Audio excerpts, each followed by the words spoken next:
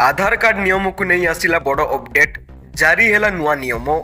आधार card को नहीं एक अपडेट सामना को आसी जन्म सर्टिफिकेट आवेदन करने आधार कार्ड रो आवश्यकता पड़ो ना। योजना विभाग ए संपर्क में समस्त विभाग को निर्देश जारी करियोछि। बेआईन उद्देश्य डुप्लिकेट जन्म सर्टिफिकेट एवं मृत्यु सर्टिफिकेट को रोकने सरकार एही निष्पत्ति नहीं। सूचना अनुसार महाराष्ट्र सरकार आधार कार्ड संपर्क में समान निर्देश जारी करिसेंति। एथिरे कुआ जायछि जे महाराष्ट्र रे विलंबित जन्म प्रमाणपत्र पाइबा पाई आधार कार्ड आउ एक डॉक्यूमेंट भाव में वैध हेबो नाही।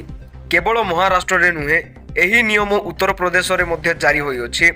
बेआईन उद्देश्य डुप्लिकेट जन्म एवं मृत्यु सर्टिफिकेट को रोकने पाई सरकार एही निष्पत्ति नहीं।